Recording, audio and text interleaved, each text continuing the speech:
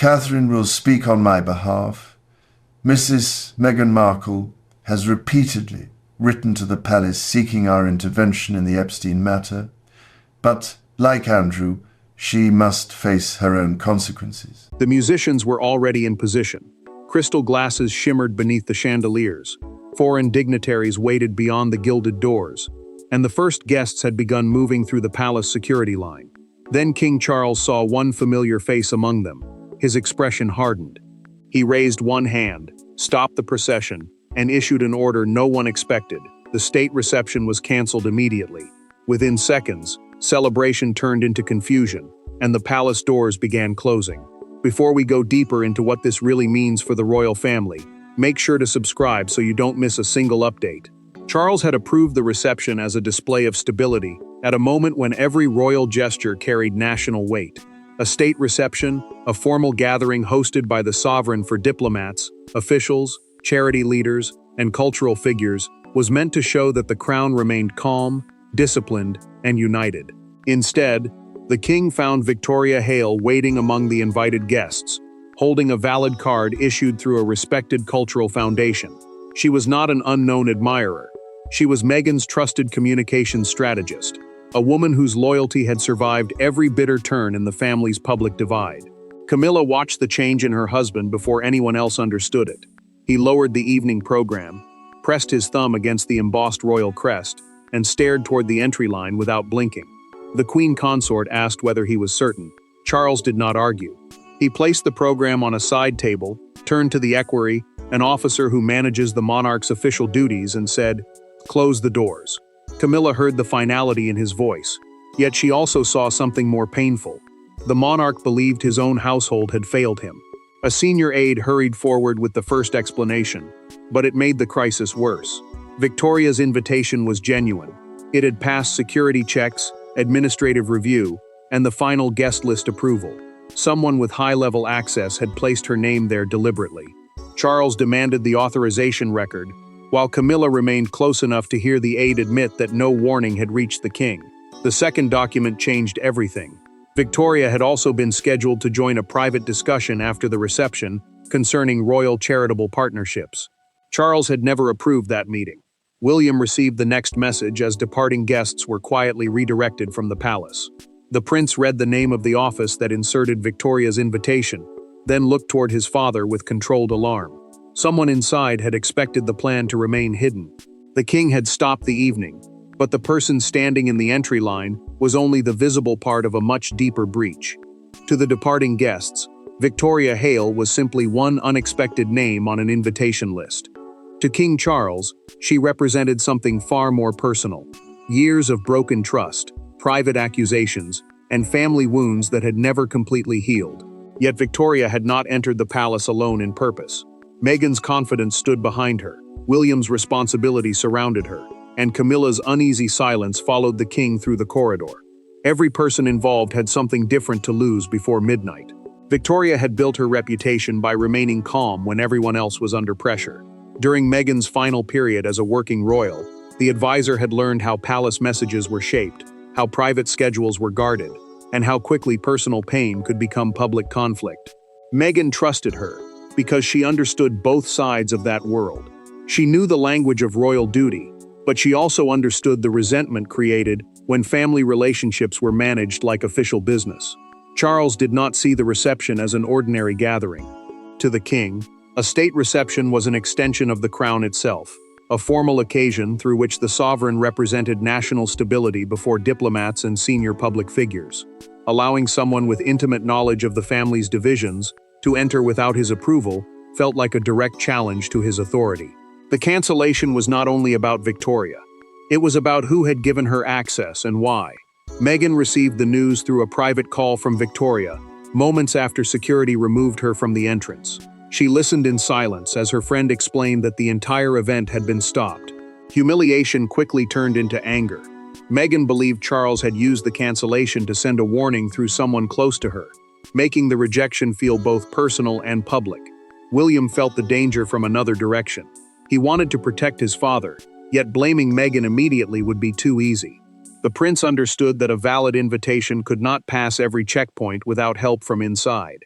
If the palace focused only on Victoria, the person who approved her entry might escape unnoticed. Charles removed his reading glasses inside a private antechamber and looked directly at his son. "Did you know she was coming?" he asked. William answered calmly that he had known nothing, but the question had already done damage. The hurt in the king's face showed how quickly suspicion was spreading through the family. Camilla then recognized the cultural foundation named on the invitation. She had seen it in a briefing folder weeks earlier and dismissed it as routine. That mistake now felt impossible to ignore. The final discovery deepened the crisis. Victoria had not been listed as a communications advisor. Her title read International Cultural Liaison, a vague description designed to avoid scrutiny. William demanded the original authorization chain. One digital approval had been deleted, but a printed copy remained inside the office of an advisor Charles had trusted for decades. Before the palace could decide what Victoria intended to do, William had to discover who had deliberately made space for her. The cancellation did not begin at the palace entrance.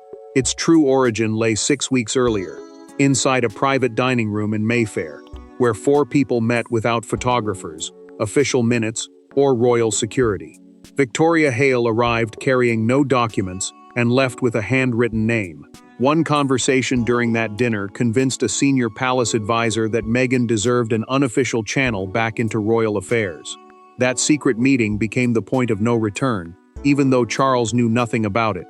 Certain cultural foundations were allowed to recommend guests for major palace events because they worked closely with charities, donors, and public institutions. Their suggested names normally passed through junior reviewers before reaching the Lord Chamberlain's office, the department responsible for organizing the sovereign's ceremonial and official engagements. The process was designed to look routine, but that routine also created the perfect hiding place for someone who understood how the palace worked. Victoria had spent months rebuilding quiet relationships with people connected to royal charities. She never presented herself as Meghan's public defender. Instead, the advisor described herself as a link between British organizations and international donors, a role that sounded useful, harmless, and respectable. That careful distance made others comfortable. It also allowed her to move closer to the institution without forcing anyone to admit whom she truly represented. 6 weeks before the reception, Victoria met Sir Jonathan Mercer, Eleanor Price, and a former Sussex communications officer at a private Mayfair club. Mercer had advised the royal household for decades, while Eleanor directed the foundation sponsoring the reception. During that dinner, Victoria asked the senior advisor to create a discreet route through which Meghan's charitable interests could be heard inside the palace. Victoria pushed a blank place card across the table. Mercer hesitated, then wrote the foundation's name, folded the card once, and returned it without speaking. Eleanor understood the meaning immediately. The gesture was not approval in writing, but it was enough to begin the plan. Mercer later justified his decision in a documented private account. He believed Charles's refusal to engage with Meghan was hardening into a family division that future generations would inherit. Victoria heard compassion in his words, but she also saw hesitation. She warned him that continued exclusion could force private correspondence into public discussion. Eleanor submitted Victoria's name through the foundation's guest allocation. Mercer then prevented junior staff from flagging her connection to Meghan. The plan went further than an invitation. Victoria was meant to enter a private 10-minute meeting after the reception and hand Charles a sealed letter written by Meghan. William uncovered the final detail while reviewing the printed approval record. Mercer still held a copy of that letter. Charles immediately ordered the advisor brought before him and refused to let anyone leave the private palace wing. The king had canceled a reception to prevent an intrusion, but he was now about to face the trusted man who had opened the door. Sir Jonathan Mercer entered the king's private sitting room expecting anger. What he encountered was something colder. Charles stood beside an unlit fireplace, holding the printed invitation record, while William remained near the closed door. There were no secretaries, no legal advisors, and no ceremonial courtesies. The king asked one question: "Did you use my name to bring her inside?" Mercer's answer did not merely explain the canceled reception. It exposed a rebellion built from misplaced loyalty. Mercer had served the royal household for more than 20 years. He had guided Charles through family scandals, constitutional change, and the uncertain first months of the new reign. The senior advisor understood palace procedure better than most people understood their own homes. and that long service had given him something more powerful than rank: unquestioned trust. When his handwritten approval appeared beside Victoria's application, junior staff assumed the decision had already been authorized at the highest level. Charles placed the invitation record on the table between them. He did not shout. That restraint made the accusation heavier. The king demanded to know whether Mercer had used royal authority without permission, and the advisor finally admitted that he had told staff not to reveal Victoria's connection to Meghan. He had not forged the king's signature, but he had allowed others to believe the monarch supported the arrangement. Mercer expected fury. Instead, he saw disappointment. Charles told him that reconciliation could not be built through deception, especially during a state reception involving national representatives. The event was not a private family dinner. It was an official act of the crown, and Mercer had turned it into a hidden route for personal pressure. Mercer refused to apologize for wanting the family to speak again. He told Charles that silence had become its own decision, and that everyone around the throne had grown afraid to mention Meghan's name. The advisor believed he was preventing permanent estrangement. Charles heard something else. A trusted servant had decided that the king's boundaries no longer deserved respect. William watched his father grip the back of a chair rather than raise his voice. The prince understood that Charles was not reacting only as a monarch defending authority. He was reacting as a father who believed both sides had learned to approach him through pressure rather than trust. Mercer then produced Meghan's sealed letter. He warned that canceling the reception had already created the public confrontation he hoped to avoid. Victoria, he explained, had been ordered not to contact journalists, record conversations, or approach Charles unless invited. Her only task was to deliver the envelope if the king agreed. Charles refused to open it. He handed the letter to William and told him to decide whether it belonged in the family or in the palace archive. The confrontation removed Mercer's disguise, but it placed the most dangerous decision of the night directly into William's hands. The sealed envelope weighed almost nothing, yet William held it as though it carried the future shape of the monarchy. His father would not open it. Mercer would not take it back. Somewhere beyond the palace gates, Meghan was waiting to learn whether her words had reached the king. William now controlled the only bridge between them. Whatever he chose would be judged as the act of a son, the decision of an heir, and the first glimpse of his future reign. William understood the danger of that position. Charles represented the crown as it stood, but the prince represented what would come after. Any choice he made about Meghan would be examined for signs of weakness, cruelty, caution, or change. Palace protocol required unofficial personal correspondence to be recorded, checked for security risks, and stored without any promise that the recipient would answer. Yet this letter could not be treated as ordinary mail. Too much pain had traveled with it. William entered the king's library alone and placed the envelope beneath a reading lamp. He traced one finger across Meghan's handwriting, but did not break the seal. Memories returned without warning. Disagreements once settled behind closed doors. Conversations that ended with anger but remained private. And family wounds that had not yet become headlines. Those days were gone. Years of public accusations had changed every silence into suspicion, and every private gesture into a possible weapon. Charles joined him quietly. The king admitted that he had canceled the reception because he felt cornered. Victoria's presence had made him believe that private pressure had entered an official event without permission. William did not challenge the decision, but he warned that protecting the crown in that moment might make reconciliation even harder afterward. Charles heard the restraint in his son's voice, and he knew the future king was weighing duty against grief. One detail then changed the emotional meaning of the envelope. Meghan had addressed it simply to Charles, not His Majesty. The choice suggested that she was writing to her father-in-law rather than confronting the institution around him. It did not erase the deception that brought the letter inside, but it made the message harder to dismiss. A security review confirmed that the envelope contained only handwritten pages. There was no recording device, tracking material, or concealed technology. The danger was not physical. It was emotional, political, and deeply personal. William finally made his recommendation. Charles should read the letter privately, offer no immediate response, suspend Mercer, and order a full audit of the invitation process. The king agreed. He broke the seal, unfolded the first page, and began reading. Halfway down, Charles stopped. One sentence mentioned Prince Harry. The reception had been canceled because of one unexpected guest, but the letter revealed that the real crisis concerned the son who remained absent. By the time the chandeliers were dimmed, the cancellation had escaped the palace. Diplomats were leaving through side gates, staff were rewriting schedules, and unanswered messages filled every senior aide's phone. Yet the most painful reaction happened far from the public corridors. Meghan stood beside a window, as Victoria explained that the letter had reached Charles, but the reception had collapsed around it. For one brief second, Meghan appeared hopeful. Then she learned who had ordered the doors closed. Palace officials moved quickly to contain the damage. Formal apologies were sent to every invited delegation, describing the cancellation as the result of an urgent internal security concern. No replacement date was offered. That absence mattered, because a state reception was not a casual dinner, but an official gathering through which the monarch welcomed diplomats and represented national stability.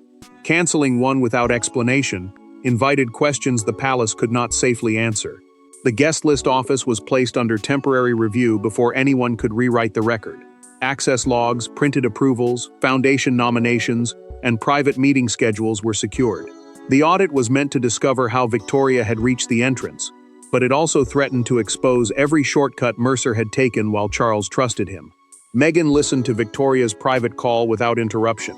She lowered herself into a chair and asked only one question. Had Charles taken the letter?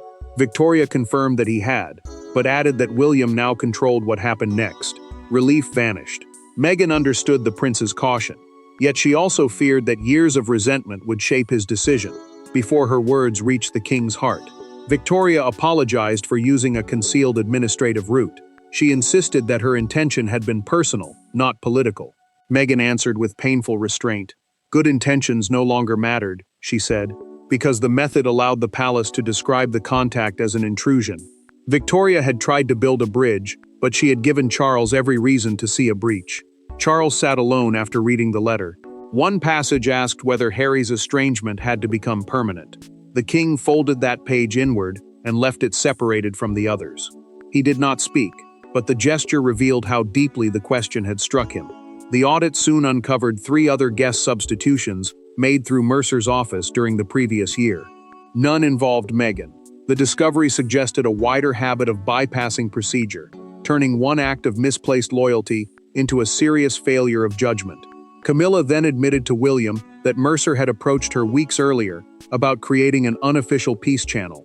The Queen Consort rejected the plan, but never warned Charles, because she believed it had ended there. William heard the regret in her voice, but the consequences were already moving. Mercer was suspended, Victoria was barred from unscheduled palace access, and the sponsoring foundation lost its independent invitation privileges. Then, after every aide had left, Charles asked William to remain. He closed the library door and said he wanted to discuss Harry, not as a sovereign, but as a father. Once the machinery of the palace fell silent, 2 men were finally left alone with the family wound everyone else had tried to manage. There were no uniforms in the room, no briefing folders, and no advisors waiting to translate emotion into protocol. Charles and William sat opposite each other as father and son. Between them lay Meghan's opened letter and the abandoned program from the cancelled reception.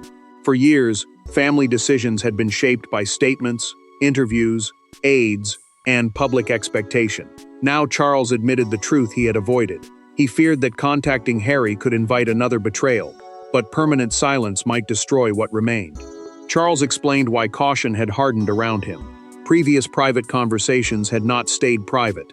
Fragments became commentary, personal feelings became public arguments, and every attempt at repair seemed to create a new wound. The king no longer feared only what might be said during a call. He feared what might be repeated afterward, stripped of tone, context, and trust. William understood that fear, but he refused to excuse the method that brought the letter inside. The monarchy could not function if official events were manipulated to create personal access. A state reception, a formal occasion through which the sovereign represents the country before diplomats and public leaders, could never become a hidden route into family negotiations. Still, the prince separated the deception from the message. The path had been wrong. The pain inside the letter was real. Charles finally asked the question that mattered most. Did Harry still want a relationship with them? William paused before answering. He said wanting reconciliation was not the same as being ready for its conditions. The Duke might miss his father, his brother, and the life he once knew, but trust could not return while private conversations remained vulnerable to public use. The admission left Charles visibly shaken. Canceling the reception had restored control for a few hours, yet it had brought no satisfaction. The king felt more isolated, not safer. His family had become so afraid of direct conversation that messages now traveled through advisors, foundations, and concealed invitations. William admitted his own anger. Meghan's friend should never have appeared in that entry line, and Mercer had crossed a serious boundary. Yet the future king would not treat every approach as an attack. He warned his father that firm limits were necessary, but permanent emotional walls would eventually imprison everyone behind them. William proposed one private response to Harry through legal representatives, under strict confidentiality. There would be no discussion of titles, royal duties, money, or public roles. Charles agreed on one condition: the words had to come directly from him. The king wrote that he would consider one private conversation if it was not recorded, briefed, or used in public commentary. He signed the note and asked William to oversee its delivery. It was neither forgiveness nor rejection. It was an opening without deception. Before dawn, however, the cancelled reception reached the front pages. Charles and William had privately chosen a narrow path toward dialogue. But outside the palace, the world saw only locked gates and a king who had stopped everything. By sunrise, one photograph defined the entire crisis. It showed Victoria Hale standing beneath the palace lamps as the entrance doors closed behind a security officer. She was not shouting or resisting. She simply held her invitation at her side while cancelled guests moved past her toward waiting cars. To some, the image proved the monarchy had defended its boundaries. To others, it showed a family so divided that even a private letter could cause a state reception to collapse. News organizations confirmed that the evening had been cancelled after a problem emerged within the approved entry list. Palace officials refused to identify the guest, explain the hidden meeting, or discuss the private correspondence now inside royal hands. That silence protected the family, but it also created a vacuum. Within hours, commentators filled it with two competing stories.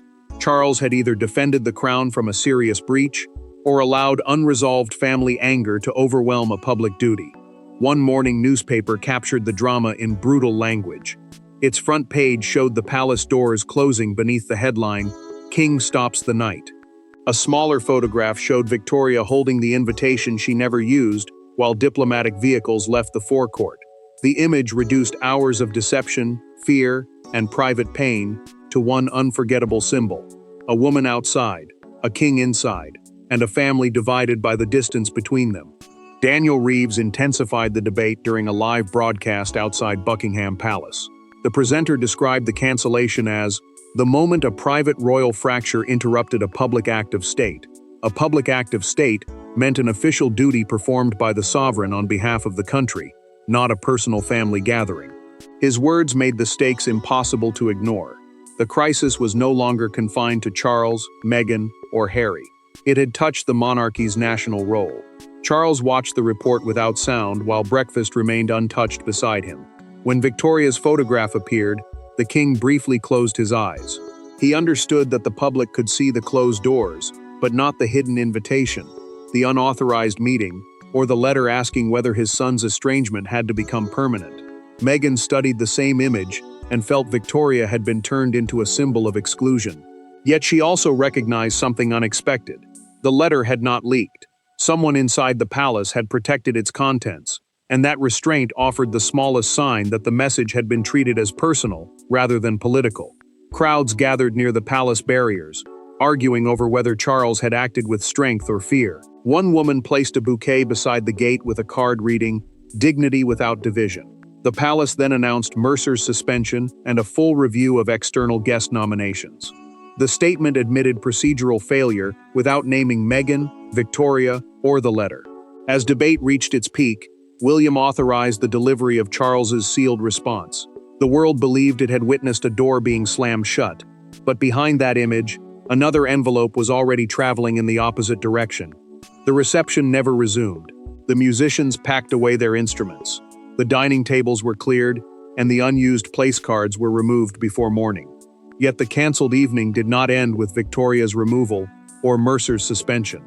Its true conclusion came when Charles's response was delivered under strict confidentiality. The king had defended the institution, punished the deception, and still refused to surrender completely to estrangement. What appeared to be an act of rejection ultimately became a declaration of boundaries. Buckingham Palace confirmed that the state reception would not return in its original form. Future diplomatic events would follow a revised invitation process, with every externally nominated guest verified directly before approval. A state reception, an official gathering where the sovereign represents the nation before diplomats and public leaders, could never again be used as a hidden path into a private family dispute. The decision mattered because Charles had drawn a line between personal pain and public duty. Sir Jonathan Mercer resigned through a documented letter accepting full responsibility for concealing Victoria's connection to Meghan. His departure ended more than 20 years of royal service. Mercer had once protected the household through scandal and transition, yet one unauthorized intervention destroyed the trust that sustained his position. Victoria also remained silent. She followed Meghan's instruction not to reveal the letter, and accepted that forcing a private message through an official occasion had weakened the reconciliation she hoped to create. Meghan received Charles's sealed reply and read it alone.